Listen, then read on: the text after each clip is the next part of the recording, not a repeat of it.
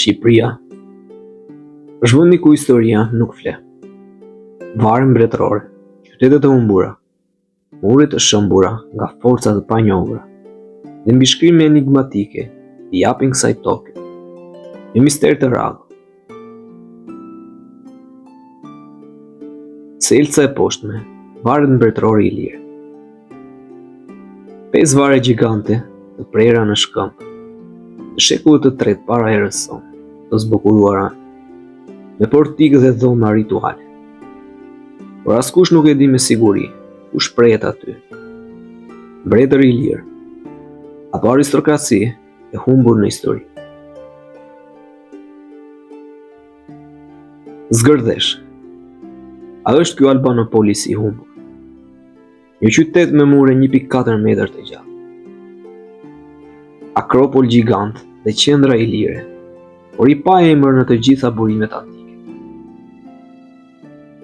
Studiosit dyshojnë se Zgërdesh është Albanopolis, qendra e fisit Albanoi, që i dha emrin Shqipërisë. Basania, qyteti i lirë i fshehur në Shkëmbinj. I zbuluar nga arkeologët në 2018, Basania ishte ngatruar me formacione natyrore. Livie e përshkruante si fortesën e fundit të mbretërisë i lirë. Por pse u zhduk plotësisht pas 168-s para erës? Amantia. Muret e shëmbura misteriozisht. Muret 2300 vjeçare, të zbuluara në vitin 2025, tregojnë një qendër të fuqishme i lirë. Por kolapsi i tyre në shekullin e 6 mbetet i paqartë, luftë, tërmete apo braktisje menjëhershme. Antigonea, qyteti Piros, që u zhduk papritur.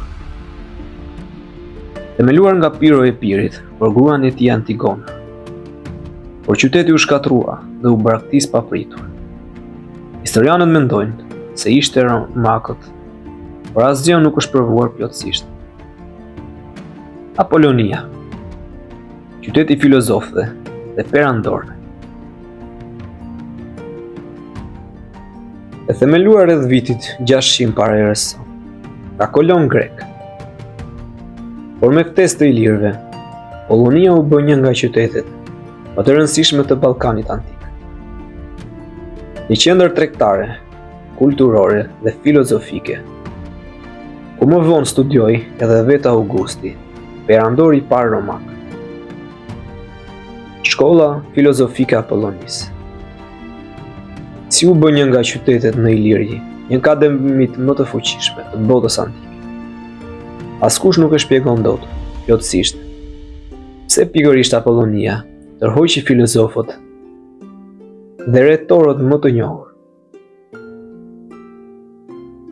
Monumenti i Agonothetëve, një strukturë unike që nuk përputhet me asnjë stil të pastër grek apo romak, por fshin elemente të kulturave të ndryshme, një puzzle arkitekturor që nuk është zgjidhur ende. Akropoli varrosur.